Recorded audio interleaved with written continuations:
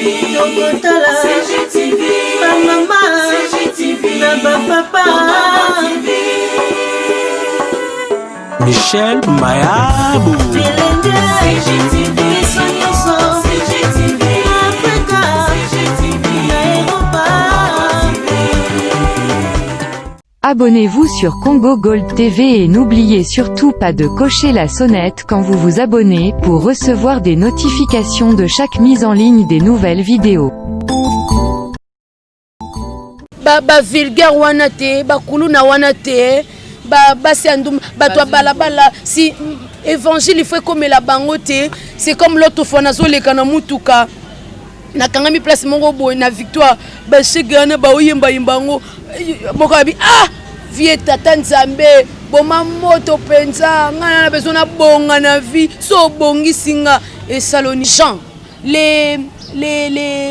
l'Abraham, les Josué, les Moïse, tous ces hommes vaillants de la Bible jusqu'aujourd'hui, ils sont dans la salle d'attente. J'aimerais rappeler quelque chose au peuple de Dieu. La première personne qui a inauguré le paradis, maman, ce n'était pas un prophète, même pas un chrétien. Et ce jour-là, le Seigneur n'a même pas dit que monsieur, attends d'abord, je dois te baptiser. Où est Pierre? Pierre va baptiser ce monsieur. Non, dans les lieux de repos. Mais ces brigands, maman, quand on parle d'un brigand, je préfère un voleur, je préfère un koulouna. Mais un brigand, c'est au-delà de tous les faux. Ouais. Voilà, les summums, disons. Mais ce jour-là, le Seigneur l'a dit. Aujourd'hui, je serai avec toi. Lelo nous avons un paradis. Sitosh wana biso, nga yinde sitosh. Yeso linga biso. Mama soke zaki yeso yaki pona ba 4 fois 5000 fois 100. Yeso nga ya mabelete. Yeso ya mabele pona biso ba vulgaire. Yeso ya mabele. Yeso tika papa soki pona ba santu yeso ya sani na mabele po doza mo santu. CGTV à la vitesse de la vie. Congo Gold TV, à la vitesse de la vie. Bonjour à tous et bienvenue dans cette émission. C'est vraiment une émission spéciale dont vous aurez l'occasion de suivre dans plusieurs chaînes YouTube, tout comme dans nos différents médias ici à Kinshasa, en République démocratique du Congo. C'est une émission spéciale. Pourquoi je l'ai dit? Parce que nous recevons une personne très très spéciale. Comme vous voyez dans vos petits écrans, il s'agit de la femme Tamar. La femme Tamar, à moi-même déjà, elle m'a donné des fils à retordre. Donc j'ai cherché partout pour savoir c'est qui la femme Tamar. Mais aujourd'hui, Dieu nous a fait grâce, il a permis que nous puissions la recevoir sur ces plateaux. Avec elle, nous allons parler d'elle et de ses œuvres. Pourquoi on va parler d'elle et de ses œuvres? Parce qu'elle a une puce sur le marché déjà qui s'intitule Zambien. Zambien, c'est pour tous les Zambiens qui nous suivent à la maison. Vous comprendrez pourquoi j'ai dit ça. C'est seulement réservé aux initiés. Donc ici, nous allons parler des dieux, de ces dieux merveilleux, de ces dieux miracles, de ces dieux qui nous aiment tellement. Et nous allons parler de ses bienfaits. Pourquoi pas de nos parcours avec ces dieux-là. Dans un processus, il y a des combats, mais il y a aussi la victoire. Alors, femme Tamar, bonjour. Bonjour maman, merci. C'est un honneur pour nous de vous recevoir sur ces plateaux. Gloire au Seigneur. Je sais que ça sera très très difficile d'être en même temps jugé parti. Parce que les gens qui me connaissent, ils savent que je les ai imposé votre chanson. Amen. Alors que je ne vous connaissais même pas, votre nom, mais j'ai eu la chance, l'occasion, par l'entremise de mon petit, mon enfant, mon fils chéri que j'aime beaucoup, Céline Bayabo, de goûter aux merveilles que Dieu vous a données, c'est-à-dire la chanson Zambien, qui est une chanson, vraiment pour moi, c'est une chanson inspirée, mais les téléspectateurs auront l'occasion de les découvrir. Mais bien avant de parler de vos œuvres, nous voulons connaître la femme Tamar. Qui est-elle vraiment? Elle est mystère. Ah, pas du tout. Je suis née humaine comme toute autre femme. Je suis la fille aînée de monsieur Louison Bateko et de maman Mamie Lelo qui repose déjà dans les lieux de repos, paix à son âme.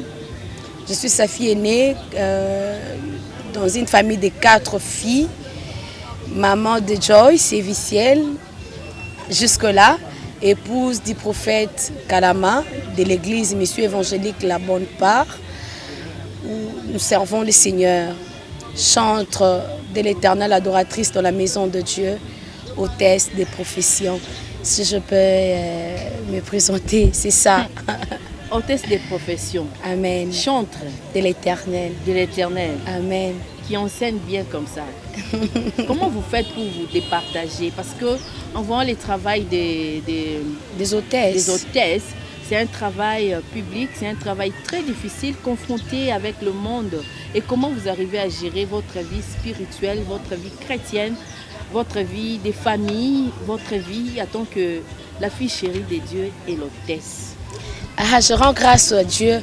Maman, vous savez, dans le monde où nous sommes exposés partout. Tu peux être exposé avec ton panier en allant vers les marchés. Donc pour dire que la profession ne fait pas défaut. Avant vraiment, la femme était un peu bloquée dans beaucoup de choses.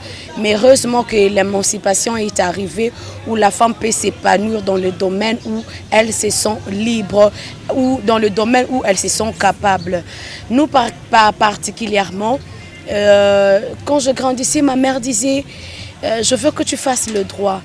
J'ai reçu aussi un diplôme de graduat en droit à l'ILK. Wow, merci beaucoup. Seulement, vous voyez, la vie a beaucoup de réalités, surtout c'était compliqué d'aller jusqu'au niveau de licence et tout.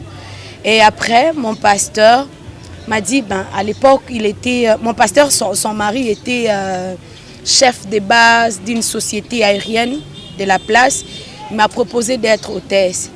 Et puis il me disait, bon, tu vois Tamar, au lieu que tu attendes et tout, avec le droit, avec les droits, les graduats que tu as, c'est rien en droit. Et en droit, il faut les licences, il faut prêter serment, il faut beaucoup de choses. Et comme les finances font défaut, est-ce que tu peux faire ça? Je te trouve courageuse, tu es ouverte. C'est comme ça qu'il avait payé l'argent. Je suis allée faire une formation qui m'a bénie après, je travaille. Pour moi, ma profession, c'est normal. C'est comme vous aujourd'hui, vous êtes une femme journaliste parce que vous avez cette capacité de communiquer les nouvelles, les informations et tout. Et je trouve pas, il n'y a pas de problème. Vous voyez, dans l'époque où nous sommes, tu peux travailler femme présidente de la République. Pourquoi pas jusqu'au partout. Voilà. De l'Assemblée. Ah, voilà, c'est une femme que j'applaudis, Maman Janine Mabunda. Je vis chez nous, il y a son nom qui échappe, et une femme qui est pilote, oui, voyez. Congo Airways. Voilà, sur Congo Airways. Et je vis une femme motard. Voyez, donc la profession, si seulement tu es capable et que tu as réussi la formation de ton domaine, il n'y a pas de scandale. D'accord.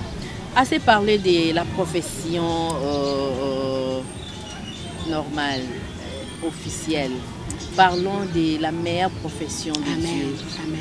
Aujourd'hui, Femme Tamar, elle est chantre, mais elle nous a donné un beau cadeau, mais un cadeau qui tourmente les gens, qui met en doute la vie spirituelle des Femmes Tamar, qui met de côté les pasteurs, les hommes de Dieu, les prophètes, qui pensent qu'aujourd'hui, Femme Tamar, ayembi yabayanki, amoni nzambe mastanae, amoni nzambe soende nini na ebite. Comment vous allez justifier ça? Ouais, je le justifie, mais peut-être pas convaincre le Saint-Esprit seul qui sait convaincre les cœurs, qui sait toucher les cœurs. Je peux me justifier, vous savez, maman, dans des familles, dans chaque famille, ils ont leur façon d'appeler leur papa, par exemple. Il y a dans ma belle famille, mon mari qui appelle son père Vieux Lobo. Pourtant, son papa, c'est Monsieur Robert. Et eux, ils appellent leur papa Vieux Lobo. Je connais encore une famille qui appelle leur papa Vieux Lion. C'est-à-dire, dans chaque famille... Moi, j'appelle mon papa Vieux Antonio. Ah, Vieux Antonio. C'est-à-dire, c'est pas de l'impolitesse. En fait, c'est de l'amour, c'est de l'intimité. Vous voyez un monsieur qui arrive dans la maison et les enfants disent « Attention, viens goumailler. Attention, viens lui ailler. » Quand le papa est méchant, quand le papa est un peu brutal, attention, bon, ça qu'on a viens goumailler. Et moi aussi, c'est comme tout à l'heure, là je parlais avec papa Guy, qui m'a dit, moi j'appelais mon père les bâtisseurs. Parce que papa faisait tellement de choses pour nous, on l'appelait comme ça. Moi aussi, dans ma manière d'appeler Dieu, je me disais, oh, vraie vie, et maman, vous savez, un jour le Seigneur Jésus a dit aux disciples, je ne veux pas qu'il y ait une relation des serviteurs et des maîtres entre moi et vous. Non, je veux qu'il y ait une relation d'amitié. Vous voyez, quand l'amitié est vraie, quand les cœurs, quand l'intimité est forte, tu n'as pas besoin de phrases pour intimider ton ami. Non, tu as seulement besoin d'être clair. Ça coule à frais. En tout cas, que Dieu vous bénisse. Ça coule. Et du coup, tu peux dire, na petit note. On master n'angaït. Voyez, et le quoi, mon continent bosuko, bozalrane bien et tout. Il mange chez toi, vous faites tout ensemble. Tu lui dis, ah, oh master nayo. Et dans mon cœur, je ne voulais pas parler à Dieu comme mutumo kazala ba connaissance belé de la parole. Non, nangana solana nzambe nangalo kwa papa parce qu'on a yébé le côté. Maman, vous savez quand vous venez dans la maison de Dieu, c'est dans la maison de Dieu qu'on vous enseigne, qu'on vous donne des affermissements, on vous apprend comment il faut parler avec Dieu, comment il faut... Mais avant d'arriver dans la maison de Dieu, pendant que nous étions dehors, il n'y a pas un langage où Nzambazo Sengayo exactement. Vous venez comme ça. Quand le Seigneur Jésus dit, venez à moi, vous tous qui êtes fatigués, chargés. Le Seigneur n'a pas dit que venez à moi, vous qui priez correctement. Vous qui êtes déjà propres. Venez à moi, vous tous qui êtes déjà propres, vous qui connaissez beaucoup de versets à cœur. Non. Vous qui voyez les sorciers. Non, vous qui voyez les combats, les sorciers, vous qui voyez les péchés partout. Heureusement que le Seigneur n'a pas dit ça. Le Seigneur a dit, vous tous qui êtes fatigués. Au fait, aussitôt que tu es fatigué de quelque chose, aussitôt que tu en as marre, aussitôt que tu veux te débarrasser de quelque chose que tu n'arrives pas, approche-toi vers Jésus tel que tu es. Que le cœur soit pur, que l'âme soit sincère, que l'esprit soit disposé, le Seigneur vous embrassera dans ses bras. J'aimerais rappeler quelque chose au peuple de Dieu. La première personne qui a inauguré le paradis, maman, ce n'était pas un prophète, même pas un chrétien. Et ce jour-là, le Seigneur n'a même pas dit que monsieur, attends d'abord, je dois te baptiser. Où est Pierre? Pierre va baptiser ce monsieur. Non. Le Seigneur n'a même pas dit, bon, monsieur, confesse après moi. Dis, Seigneur Jésus, je te reçois comme mon Seigneur. Non. Il n'a même pas demandé l'offrande du prophète. Il n'a même pas dit, bon, si tu veux entrer avec moi au paradis, viens sceller. Non. Le Seigneur a consommé l'état de son cœur. Et le Seigneur l'a dit aujourd'hui. Maman, jusqu'aujourd'hui, les gens, l'Abraham, les Josué, les Moïse, tous ces hommes vaillants de la Bible jusqu'aujourd'hui, ils sont dans la salle d'attente, dans les lieux de repos. Mais ces brigands, maman, quand on parle d'un brigand, je préfère un voleur, je préfère un koulouna. Mais un brigand, c'est au-delà de tous les faux. Voilà, les summums, disons. Mais ces jours-là, le Seigneur l'a dit, aujourd'hui, je serai avec toi. Lélo, nous allons au paradis. Maman, parce qu'on t'a enseigné les versets, on t'a enseigné. Ces cantiques, ils ont un caractère évangélique. C'est-à-dire, j'étais en train de dire à ces messieurs, tu n'as pas besoin de te compliquer beaucoup pour t'approcher de Dieu. Viens tel que tu es. L'essentiel, mais à la pure et à la sincère. Dieu exauce. Il y a une formule, mon côté, dans la Bible, et là qui s'est dit que lorsque le disciple a posé cette question à Jésus, Seigneur, Maître, apprends-nous à comment prier. Ils étaient déjà disciples, mais le Seigneur les a encore appris à prier. Il les a dit, lorsque vous serez en train de prier, maman, c'est comme ça que vous devez apprendre à prier. Non, Bible dit, lorsque vous serez en train de prier, c'est-à-dire, formule la prière exatée. Non, formule la prière exatée. Et soyez debout, et soyez assis, et soyez à genoux, formule exatée. Dites notre Père. Ça, j'aime fort. Notre Père. C'est quoi? Moni bisoba kinois, solo bina mutuvier et à papa. C'est quelqu'un que tu respectes. C'est quelqu'un qui est grand. C'est quelqu'un qui est au sommet. C'est quelqu'un qui est fort. Alors, la femme Tamar est partie dans la lignée Wanakaka. Olina Lobakas. Notre tata. Pour ça, tata Nabiso Olikolo. Tout dans ma langue maternelle. Attends, ma mère disait Nzambia Beto. Gekina Zulu. Ça, c'est ma mère. Et je dis, je vais parler à mon Dieu comme une fille quinoise. Comme une femme banga moyose. Je vous aime beaucoup. je suis le mélange de Bandal et de Bangamoyo, plus Bangamoyo. Et Nabit, hein? Maman.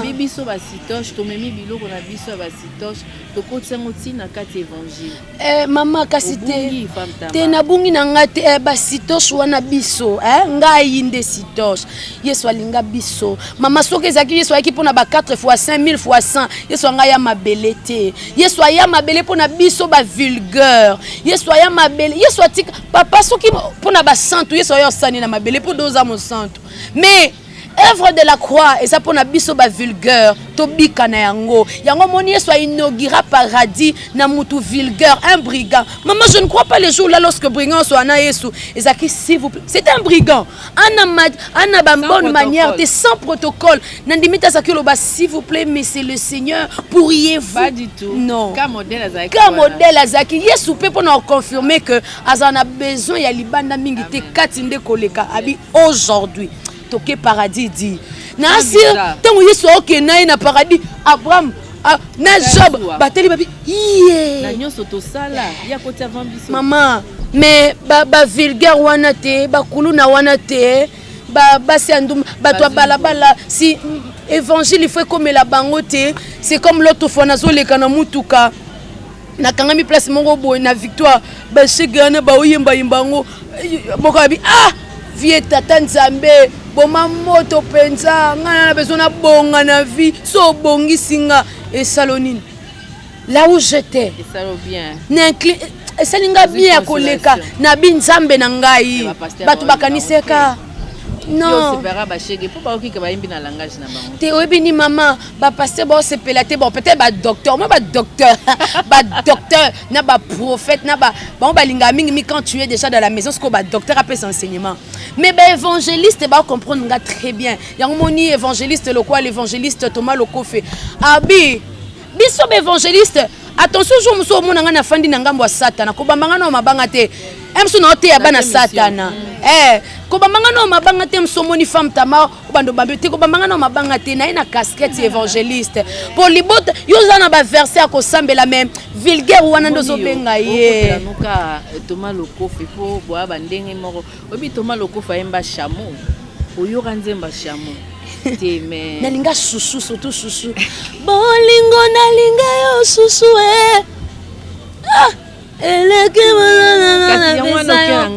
maman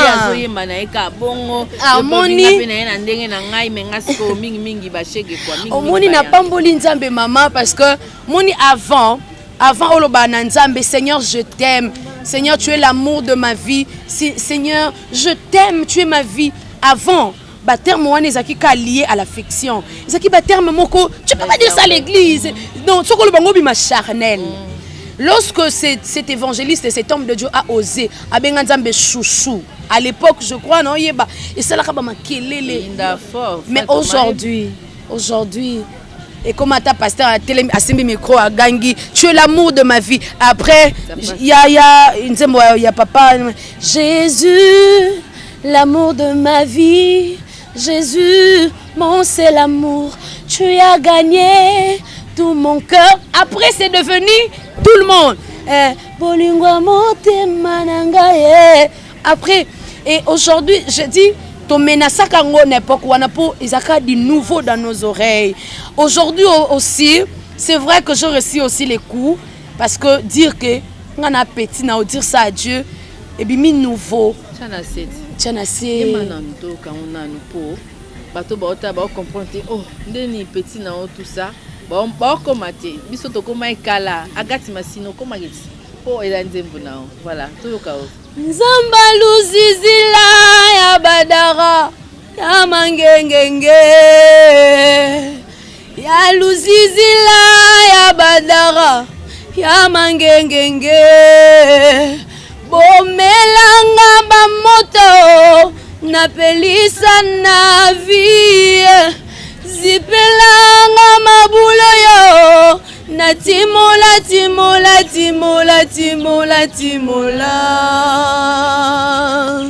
amina boma moto Amina boma moto, ba moto na pelisa na vie. Amina boma moto, ba moto a ekolo nanga. Amina boma moto, ba moto a baboti bangai. Amina boma moto, na tubeli na sumuka. Amina boma moto, s'il te plaît chelanga na se. Amina boma moto, dosio yo chelanga na se. Amina boma moto.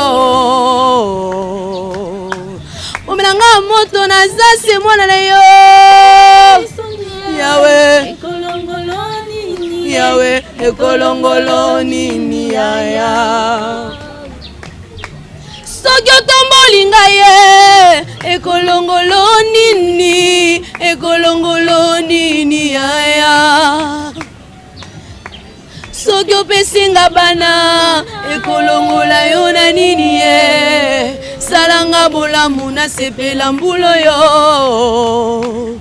Amina boma moto, Amina chelanga na se. Amina temporisé, Amina regretté. Amina s'il te plaît, Amina boma moto, Amina yo petit na yo. Amina boma moto, Amina yo leki na yo. Amina moninga na yo, gayo yo lokula la salo. Amina moninga na yo, Amina boma moto, Amina zibaba trou.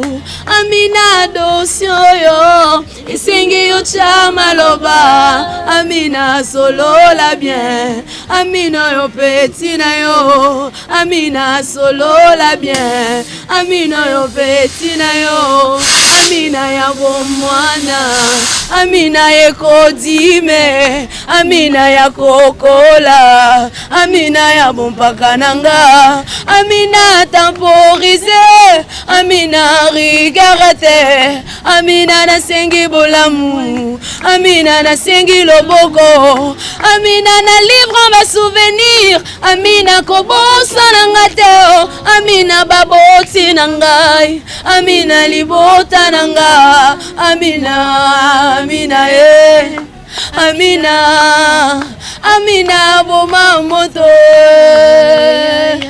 Ay, Amina boma moto, Amina boma moto. Mamoto na pelisa na vie, Amina chama loba. Soki ozana ngambo na ngate, Amina na kotinda koe. Amina basimbi mabanga, Amina etikali muge. Amina prolongation, Amina biya suka, Amina macha suka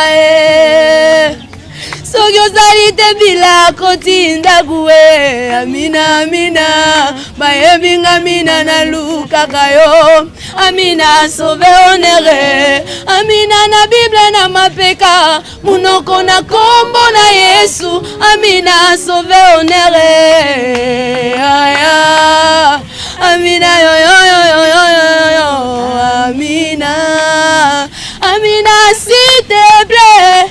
Amina na sengi bolamu, Amina na ngai, Amina nzamba kalama. Amina ya bomwana, Amina ya kolega Amina chelanga na seya.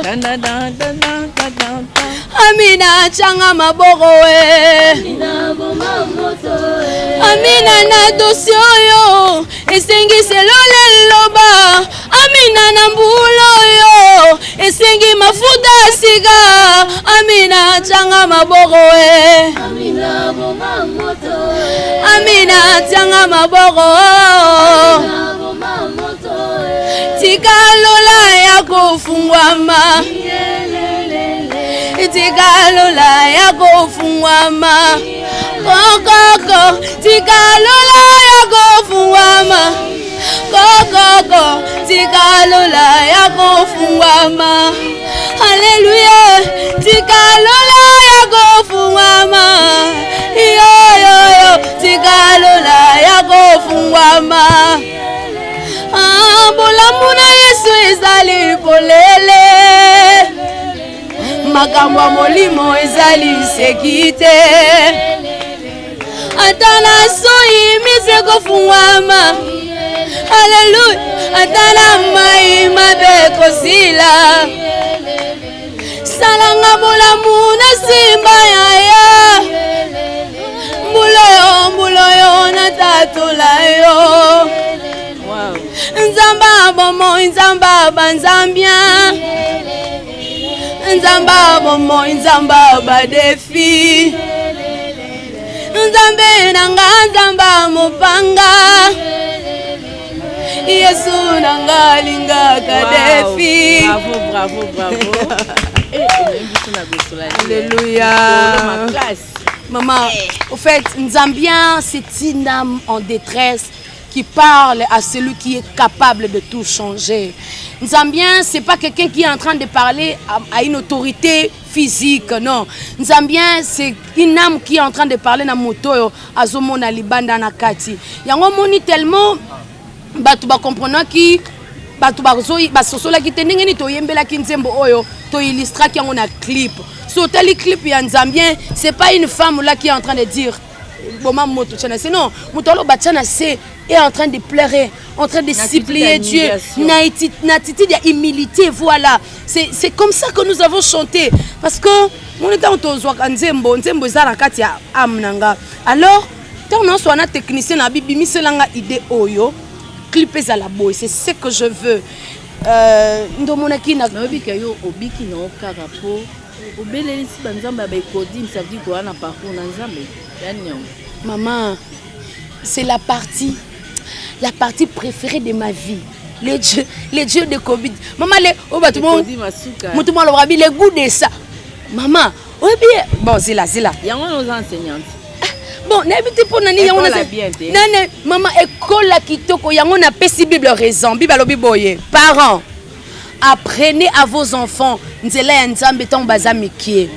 Soki bakoli bako sans doute tourner ado moni ba âge à puberté c'est le quoi satana mbrier ya le quoi ça semence sakati maman na ebité soki babina zonga mona mukie et là non sepela le quoi ne kodi mezate mona ekodi mazo yebisa biso kodi me bongola oye bien on tu connais les goûts de ça voilà obito na le baka amina ekodi mais non yeba à l'époque c'était maman Nadine. Je bénis l'homme de Dieu qui est le prophète Ridi était le général, un ami de Kodim. C'est-à-dire, Jean, ba histoire mon Bible. Non parce que na komi musa Nzambe. Mais ba histoire est belé. Pourquoi? Parce que j'ai appris ça le Kodim. Et place mon na lobanabi, amina ya Kodim, abina ya kokola. Maman amina ya kokola. Na sakana bientôt mon mari qui dit yo banuka mukili bientôt na yebi na ngaite tango baninga baosa ba bongami ba ke boom nga na maki na otanga na sisi na bi ira prière ke ekoki na ke nanu tango baninga baosa kana tronga na répétition tango baninga bawela téléphone na sika elamba ya sika mesha ye kanga suki ya sika nga na lo banaza retraite et le goût de ça, le goût de passer sa jeunesse dans la maison de Dieu. Ah non, les goûts,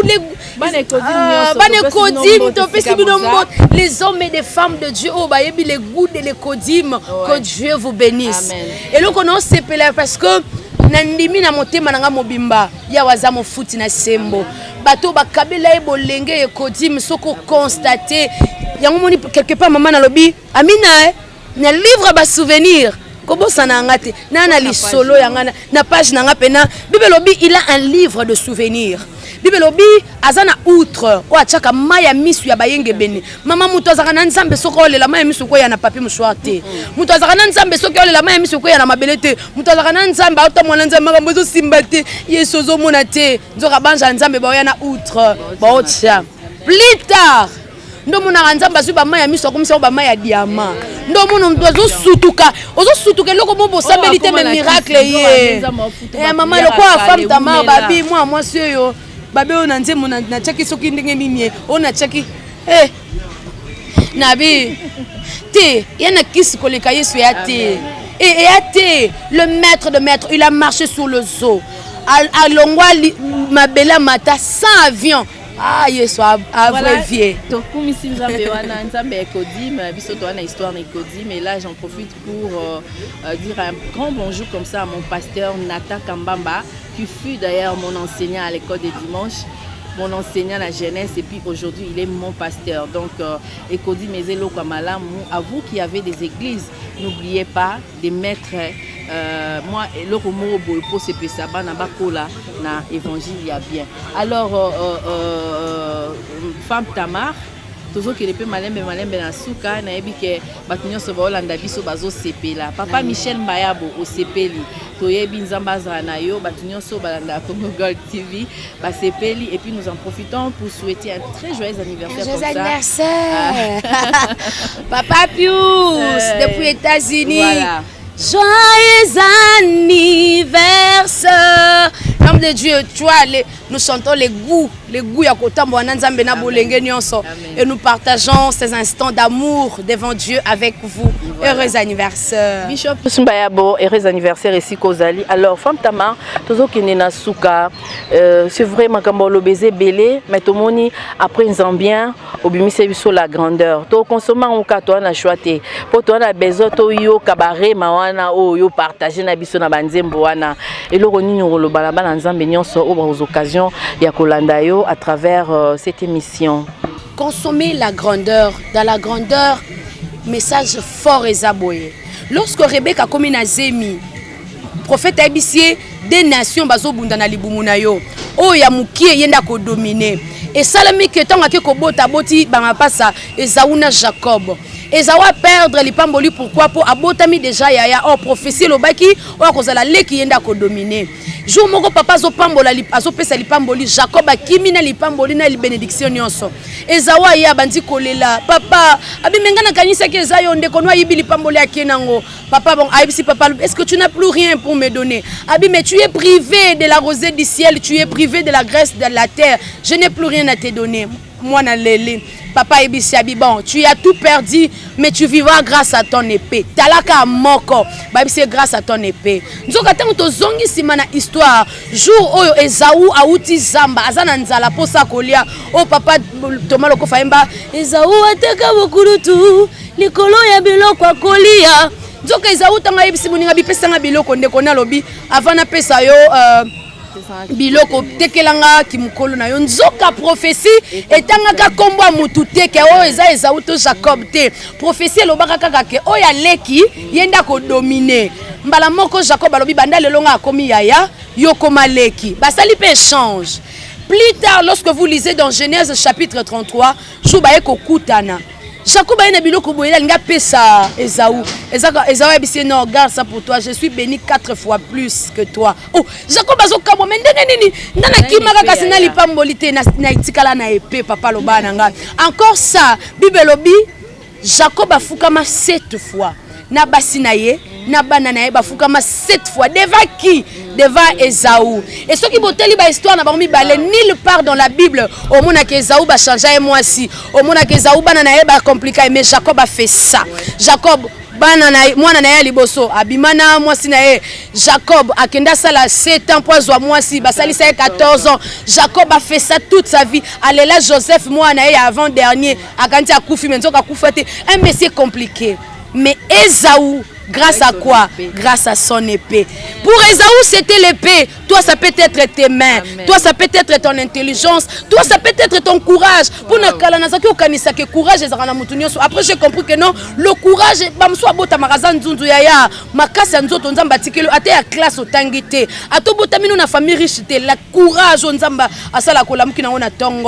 Ezali pamboli ponayo. J'aime le jeune David. Jeune David a liboso Goliath batunu so bazobanga. Goliath azana misapi 24 12 na maboko 12 na makolo.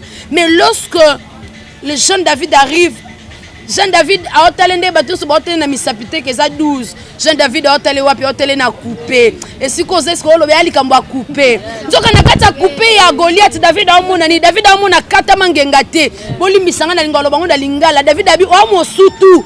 c'est-à-dire David abina omone loko tenga na mobali na kata mangenga. Bien aimé, loko ya kosala lorsque les choses ne marchent pas, misonga la kata couper. Quand je parle de couper, je parle de ton intérieur, les talents intérieurs. Qu'est-ce que Dieu a mis dedans? Ce que luki na gauche mutako sungwa zate na droite mutako sungwa zate. Zonga na kati na yo mokwe loko nzamba tikeli onde richesse na yo. C'est ça la chanson La Grandeur. Et mais après c'est question que toi chanterais mais enseignante. Voilà, Femme Tamar, oyembi nzamba luzizila, nzembo banda na pionnier. Bato babeta match, babeta foot lokwa petit frère nanga Jesus Senga Mobe. So betelo moi boy c'est ya okotaki. Siko yo bandi biso pendo beti clair, nzamba luzizila ya badara. Ou invoquer bangomba kuna tout ça, obi que er mo boto comprendre te. Non, non, maman, on a invoqué Bangomba te. Non, non. Na mangengenge na badara, nzamba zalaka kuna te. Bisonde tokenda kana nzambe. C'est comme dans une relation amoureuse. Na koza ya bino, prophète akoye bisope. Dama, aujourd'hui on mange pas à la maison, on part manger au restaurant. Donc restaurant d'été et sali bolingo na biso. Biso moronde to memi bolingo na biso kuna ndenga mo pena bisa nzambe na bi.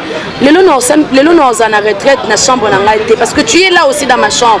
Mais na lingi to ke beta tour na mangengenge, je veux passer un temps avec toi là-bas. Et peut-être la femme Tamara dit nzambe luzizi la nzambe ya badara mangengenge. Tabita na tour na ye babenga nzamba tabita nzamba bilamba kaka. Ngana kolo banzamba mangengenge ya badara yo kolo banzamba batol na ngana ndako nzambe. Ya ba genou na ngape. Mutu kolo banzambe ya bakiti na mutu musu kolo babinzamba ba felina na nga. Eza na mutu mususu abinzamba ba œuvre sociale na nga. Eza na mutu musu kolo babi nzambe ya bano na bokola na ndako parce que ça na batu musu bokola bana na bandako. Musu azoration ya ba orphelin ya ba veuve moko. Au fait banda na cri na yo na nzambe na yo amsu nzamba ba genou na nga me yo osambela anu ata une heure du temps genou te ya tanga eloko e inda pété soki kokolo ba pe nzambe ya bofrande nanga. Peut-être tu es faible na prière, peut-être tu as pe ba genou e inda te ya te lokwa ba biso boye comment na ba poso makasi. Donc j'avais dit ça.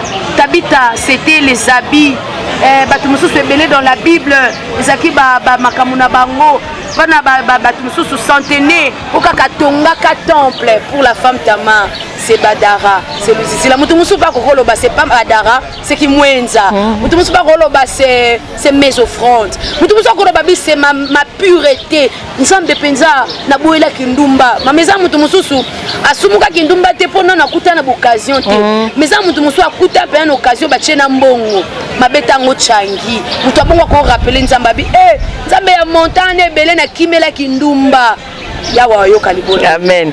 Bo banzambia kasi. Kasi banzambia ngo na lobile nzambien. En fait, na bato bakendaka na bazamba babenga na bazambien. Moi beaucoup te na luzizi la zambien au côté, c'est-à-dire mutu azamba. Mais nous avons dit les Nzambiens. Un Nzambien c'est qui?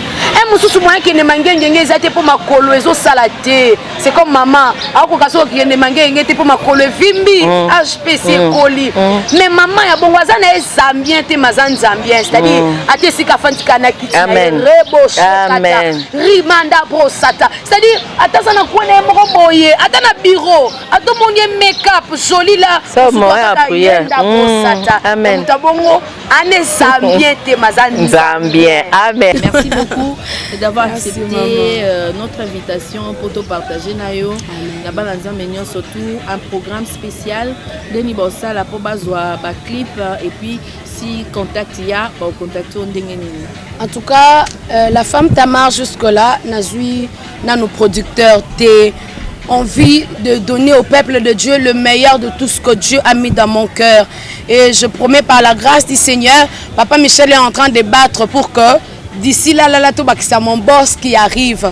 Retrouvez Femme Tamar dans la plateforme Nyonso, na YouTube Femme Tamar officiel, na Instagram Femme Tamar officiel, na Facebook na page ya Femme Tamar officiel et sur WhatsApp, trouvez-nous sur plus 243 89 87 36 830, je me répète, plus 243 89 87 36 830 lipambo lino oyo ya baforme nyonso ekokomela biso. Voilà.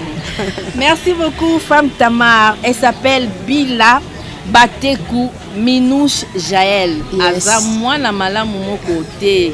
Amela Bible, un des petits tombants va nécodime. Je dis pour les capitaines à jury, on a faut la Bible. So mélange mystique, on a plastique. Alors bravo, moi je suis très fière de vous. Amen. Je vous ai aimé avant de vous voir. Amen. J'aimais plus ce que vous avez dégagé aux acquis d'intérieur. Nous aura moi nécodime. Donc j'ai compris la base. Ta sœur de l'écodime. Vraiment, donc ça n'a bien ma casse. Merci à vous tous qui nous avez suivis. Céline Bayabo, merci pour tout ce que tu fais. Merci à Papa Michel Bayabo et nous espérons que nous aurons pas mal de numéros comme ça pour édifier les peuples de Dieu parce que par exemple on a posé à ma foot et à solo penza. On a besoin de besoin de les bureaux à Kati, on a besoin de pongo, tout les ranyama mubesu.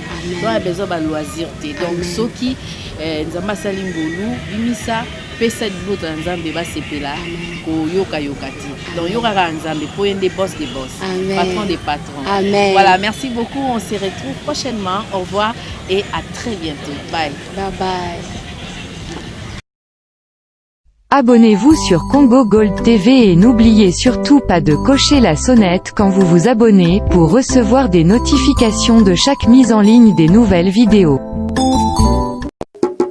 CGTV, CGTV, maman, CGTV, papa, Michel Mayabou. CGTV.